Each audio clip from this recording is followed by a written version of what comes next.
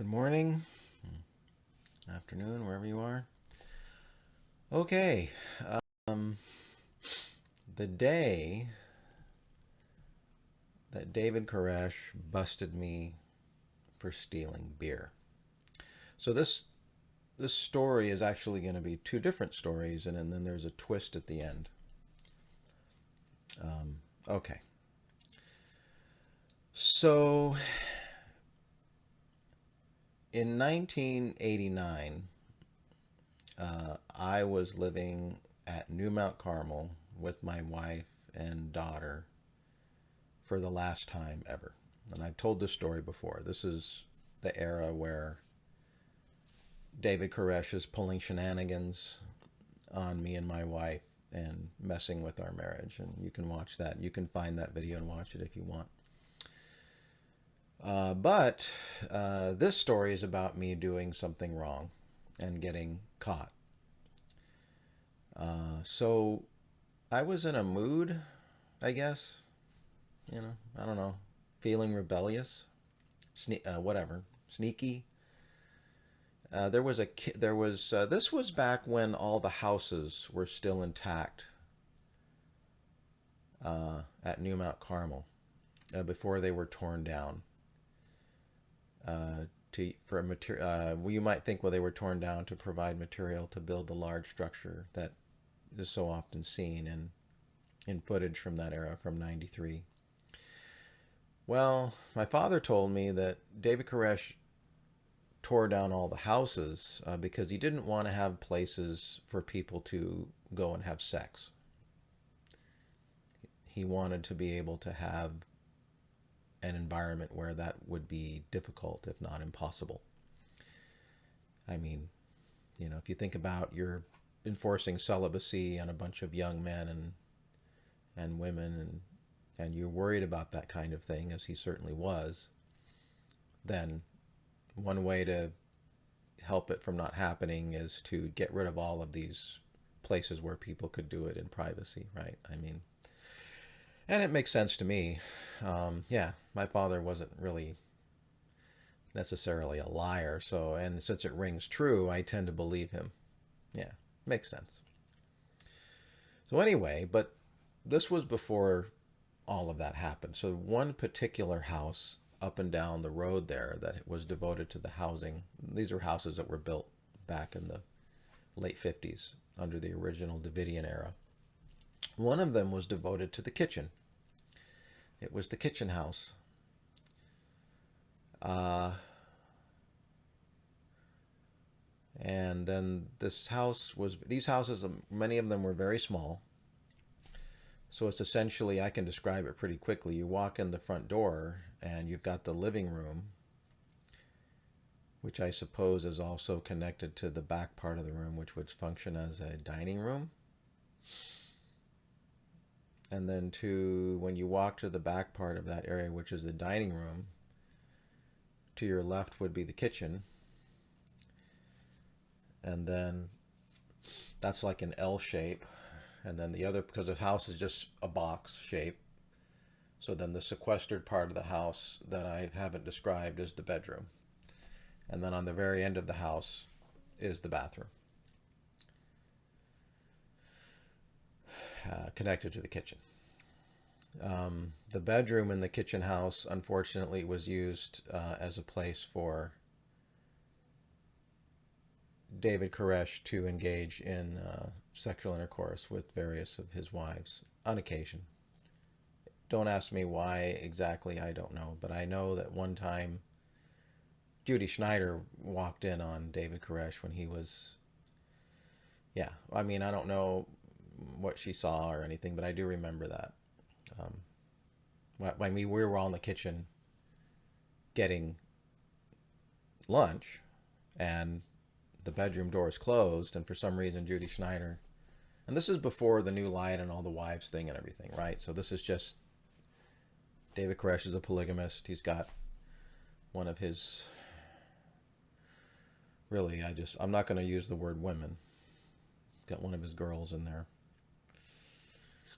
I don't like talking about this stuff, but anyway, yeah.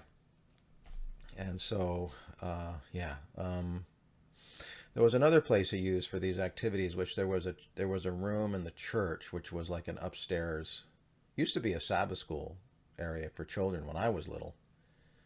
But yeah, that was a room where he would sleep. Um, yeah, this was before we started rebuilding the main central area there. The administration building that had burned down in 1983. We we hadn't started rebuilding it yet, so that area of the camp was essentially still undeveloped, and that is a project that began in 1989. The first stages of that building were built. That was actually the building that we had our final trial in when me and my wife were kicked off the property for eating ramen noodles. Yeah, right. Anyway, okay. Well, but again, we're talking about today is a day that I'm doing something wrong, and I admit it. Yeah, it was stealing. I stole the beer. Okay. Well, so the kitchen was not. There wasn't anybody there on this particular day, and I went down and I took a beer out of the fridge. Now somebody was keeping track of these beers. It might have been Rachel, and so it was immediately found out that a beer was missing, and then was reported to, well, let's just say Vernon in this case. He was still Vernon. Hey Vernon, somebody stole the beer. Well, so Vernon's um, uh, tactics for finding who the culprit was is very unique, I suppose. The word goes out through the camp. No one gets to eat another meal until the person who stole the beer fesses up. Now, I will admit that I do have a conscience. And all of a sudden, the idea that people aren't going to get to eat food, right, and have meals because of me, yeah, that's not good. So, somehow I managed to sneak the beer back. I hadn't drank it yet, I guess, or maybe I went out and bought one. I don't remember what I did. Somehow I replaced the beer, whether it was the original beer or whatever. I don't know, but somehow I got a beer back in there into the fridge to replace it, and hopefully. And then I think I remember, because I remember walking away, and then I saw somebody, again, it might have been Rachel, go into the kitchen, recount the beers, immediately run out and tell Vernon, hey, the beer's back. And the word goes out, sorry, culprit. Nice try, but you can't, you're still going to have to confess. Okay. Well, then I said, well, all right. And I went down to go get my licks, and I told Vernon, hey, it's me. I wish, I mean, I guess to make it interesting, I suppose I wish there was more to tell you, but he didn't really. Oh, okay, Dave. Well, should not do that. Don't do that again. Oh, okay. Now, the main reason I'm telling that story is the tactic, right? When there's sin in the camp. That's an important phrase. There's a story in the Bible, in Joshua. There was a an attack on the city of Jericho, and of course there's plunder.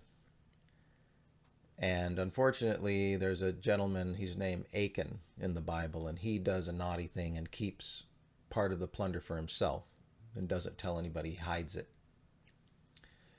And so then, oh, fine, we won the battle, and well, they go off to fight another battle, but this time it's horrible.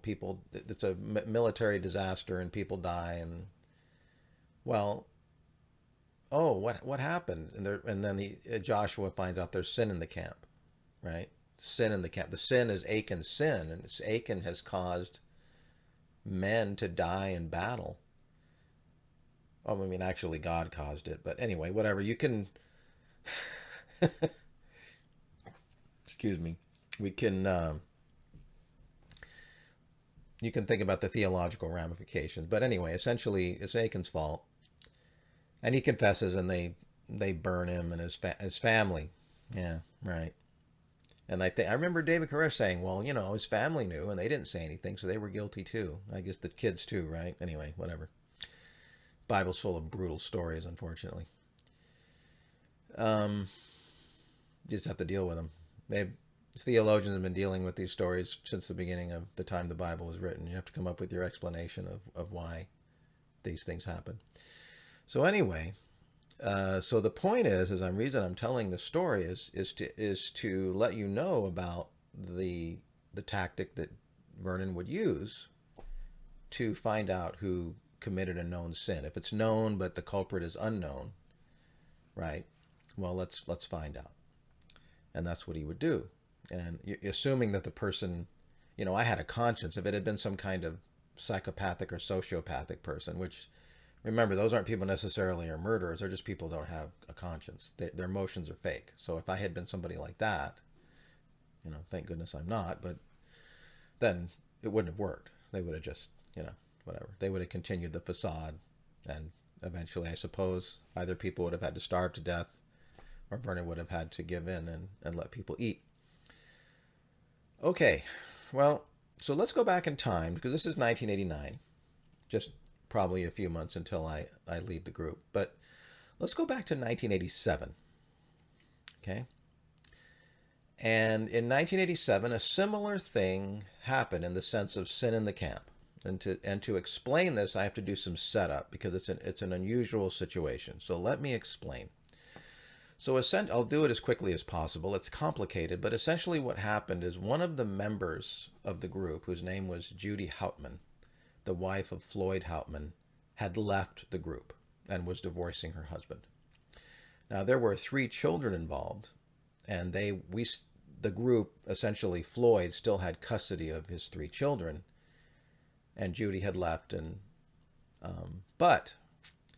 she had left the previous year. But in 1987, we were living at Camp Palestine, and I'll show some pictures of Camp Palestine. Here's a picture of my daughter it's an old antique baby carriage that's being used as, for her to have play with here. And those are shacks. Those green, yeah, the color's horrible. That one behind the tree there is my sister's, and then ours would have been out of the frame to the left there. And these are 8 by 12-foot plywood shacks that were built very quickly in 1987 to provide housing for the members. They were very cheap to build. I think in 1987 it cost about $500 in materials to build one of these. And maybe, total materials, roofing, the plywood, the wind, everything. There was also a wood stove that we put in the back. We would use I don't know, some kind of plaster and to get it in there and get some sheet metal and integrate it in and all of that. The one, like I said, that's my sister's there, and then there are some others down the way. I think the Wendells, J.D. and Scott Wendell, lived in one of the other ones there. And then there's another one here. So that's my daughter again, and this is looking the other direction. You can see in the corner there above what appears to be a black trash bag, there's a can of Coleman fuel there in that red can. And I guess it's getting cold. This is probably moving toward the autumn or winter of 1987. And that's Catherine Madison's behind my daughter. That's Catherine Madison's plywood shack. And then there's a few more down that way. I think maybe Scott Sonobi and Sita live down that way. So anyway, that's Camp Palestine. And if you've seen some of the other news documentaries, there's some footage of the Camp Palestine that you've seen. So this was our exile camp.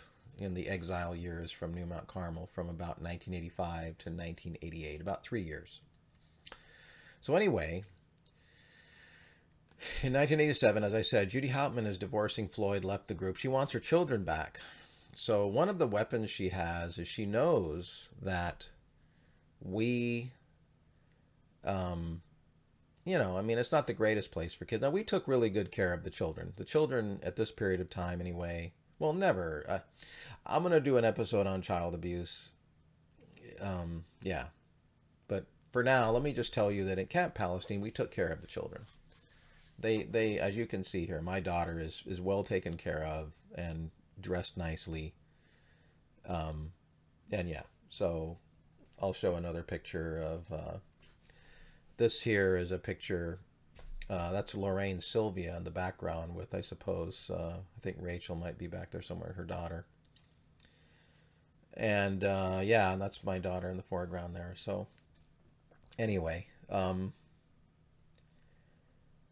so yeah,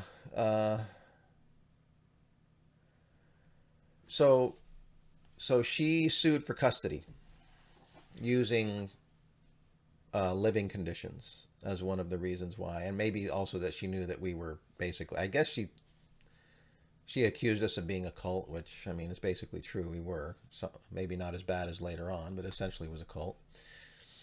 So okay, well, okay, so she's basically the Child Protective Services got involved at this time and came and investigated the Camp Palestine property. Now, we weren't breaking any laws, as far as I know. And they came in and they looked around. So these are government officials. These are local, I guess, county officials coming in and looking at our property and investigating the situation and all that stuff. You know that rigmarole, right? And so these people are, of course, seeing by sight individuals in our group. Okay? Okay. So they're seeing faces and talking to certain people, but of course not everybody, only certain individuals. I think they dealt with Perry quite a bit. He was like the point man on this. Anyway, Floyd did lose custody of his children, which is a good thing. Otherwise, they'd probably be dead, I suppose. So yeah, they're fine. Anyway, so okay, now let me tell you what happened. The sin in the camp. Okay, I'll try to tell to the best of my ability how okay, so I was standing for some reason, I was standing over toward the area where Vernon's bus was. He lived in a school bus. And I was standing there, and maybe he was talking to Perry. And Perry and Vernon were having a conversation. And then Perry informed Vernon that one of the people who had been doing the investigating, the county officials had been doing the investigating. They're just random people. We don't know them, right? They're just county officials. But in Perry's dealings with them at going to their office and talking, they just happened to mention casually, oh, we saw one of your members at a steakhouse the other day. And from their point of view, maybe it's no big deal, right? Like, oh yeah, we saw him at the steakhouse. Yeah, small world, right? Well, it's a small town. It's Palestine, about 20,000. Well, yeah, sure. Maybe to the person that told Perry, this is not a big deal. But to Perry, this is a sin. We're not supposed to be eating steak. We're vegetarians. The meat eating came in, well, later, and we'll explain why. But yeah, but it was there at this time, we're not supposed to eat meat. If someone's going to a steakhouse, sneaking into a steakhouse and having a nice steak dinner sounds really good. Yummy. We're at Camp Palestine. My wife is not cooking at this time, I don't think, but she had cooked and you saw her cooking for Koresh episode. Some of you, so you know the kind of food we're having. We're having bread, flat bread, and oatmeal, and my wife did the best she could, right? But the food's not great, right? And again, someone else is cooking at this point, but it's the same kind of food.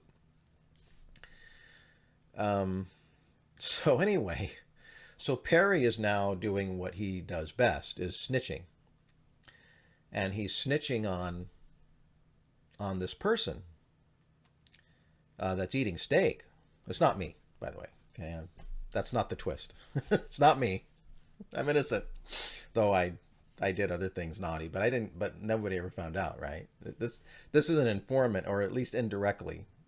Okay, so now we know there's sin at the camp. David Koresh has been informed of this, and I'll talk a little bit more about this later, but he gets upset, like, oh man, whatever. He gets upset, and somebody's sinning, and except that well, that's it though. Now, if you might be wondering at this point, well, wait a minute, how come he didn't do the thing? Nobody gets to eat until we go we could have all gone in there and, okay, now who's the culprit? Fess up. You're caught. Nobody eats until we find out who went to the steakhouse, right? Went and had delicious steak while all of us are eating. And that's not, the thing is you're doing something that is forbidden. There's sin in the camp, and it's perceived as a real, it's disrespectful to the whole group.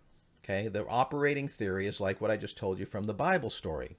It's could potentially disastrous. God could punish us all because of your sin, right? But no, I can tell you, David Vernon basically did nothing. Okay, he didn't resort to that tactic. Okay, all right. Well, let's find out. I know why. I know exactly why. Okay, so anyway, all right. Now, around this time, I have to give another hook here. So around this time, there was a gentleman who joined the group. I won't mention his name because he's still around, and you could find out who he was if you thought about it enough. So he's he was, yeah, I think he went to trial and did some time, got out and everything. He's fine. He's, living his life. But his father was rather a man of means, rather well-off individual. I think somewhat wealthy. His son in 1986, his son is running off and joining a group, like in following this guy, David Vernon, and like his father's concerned, like this is unusual behavior, right? So his father hires a private investigator to tail Vernon. You probably know where I'm going with this already. Again, he didn't really get anything horrible on Vernon, but one of the things that we found out this years later. Okay. But one of the things that we found out is that Vernon went to the steakhouse in Palestine, Texas. That's yeah. So Perry was snitching on Vernon, was snitching. Now you may say, well, how come they didn't know it was Vernon? Like I explained, these people don't know. When they were coming to the camp and investigating, they weren't dealing with Vernon. They didn't have conversations with Vernon. Hi, my name is. He just was one of the faces they saw. Okay. So they don't know who he is. They just know he was one of the people that they saw at the group when they came to the camp to investigate, and then they saw him later at the steakhouse. Hey, we saw one of your people. They didn't know who he was. I'm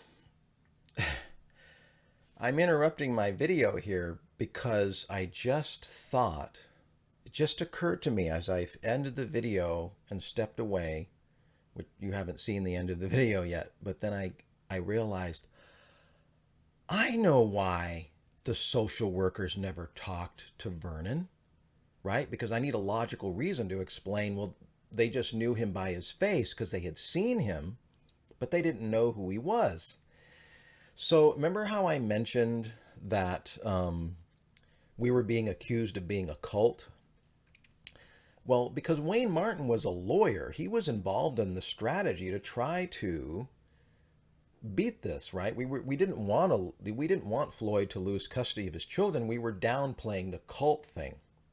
And so the idea was, when the social workers came to investigate the camp, that we're a group of religious believers, and we're just all living together. Hey, we all like each other. We're living at Camp Palestine. Perry's kind of, one of the pastors of the group, and and Vernon was demoted temporarily to very insignificant layperson, right? So they saw him at one point. Oh, they're just some rando, as the social workers are looking around, right? Assessing the camp, and we're just a commune. We're not a cult. We don't have a leader who keeps us up late at night and gives studies till 1 o'clock in the morning and all that.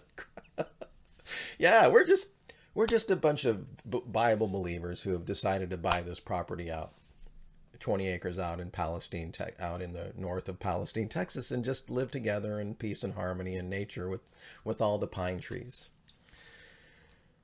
Yeah, so that's why. And so they didn't know that they didn't meet Vernon and talk, because man, I probably, if I was to guess, I would say I'll bet that Wayne Martin told Vernon, you better stay away, because even if you start talking, you'll just go. You won't be able to shut up, right? I mean, he wouldn't have put it that way. I'm sure it would have been put strategically, but yeah. So that's why. That's why they never met him. I had never thought of that before. That makes perfect sense. Because I've always been like a weakness in my story. Why why why would they know him by his face if they came to the camp? But, you know, say they saw him eating steak. Hey, there's one of those they saw him eating steak. Hey, there's one of those random people at the commune that we saw eating steak. Isn't that interesting? Hi, random commune. Of course, they didn't introduce themselves when they saw him. He didn't know. They just saw him. Anyway, so back to our story. So Vernon got, now, okay, so now when I was standing there, okay, so, I those sometime where something happens, but you notice something weird, but, there's no context, right? So you don't know what it is, but it's stored away. When Perry told Vernon, hey, one of our members was seen at a steakhouse,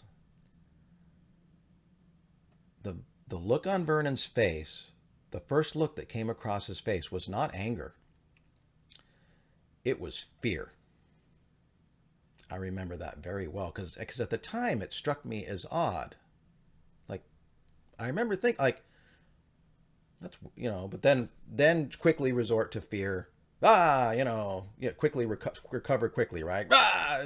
And then, but then nothing, you know, no tactics for, because I mean, he knows it's a waste of time. I mean, I guess he could have, but you know, not practical, right? Because nobody's going to confess. And so the matter was just dropped, and we never heard about it again. But then very shortly thereafter, I would say within a few months, oh, we can eat meat now. Hey, let's eat meat. The revelation from Vernon, from David. Oh, you know what? The Lord revealed to me, we can eat meat. Yeah, I'll bet. Oh, anyway. Yeah, so anyway, that's my twist. Again, that's one of those things that I found out later. I already, as you know, I don't, in some cases, I don't have a lot of respect. But then this is just one of those things where my wife, which we haven't told this story yet, it's an upcoming story. My wife was exiled from Camp Palestine up to the other end of the camp because of sin in the camp that she committed. And one of the people, he's passed away, Andre, from Hawaii. He was one of the new people who was a favorite. And he was involved in a situation with my wife. And yeah, there was a trial. He loved to put my wife on trial. Oh my God. Oh my God. Yeah. Yeah. I should have left well, we did leave. Anyway, I haven't told that story yet, but yeah, that's upcoming. Yeah, but so he's putting my wife on trial for, there was involved French fries and cheese. Yeah, those were her grievous sins. and telling someone not to tell Vernon that I'm eating cheese or whatever the hell. I don't know. Some silly, stupid nonsense. And yeah, he would get any excuse to give my wife trouble, boy. He would jump right at it. But then meanwhile, he's having steak, right? And getting almost caught, but not quite. Yeah.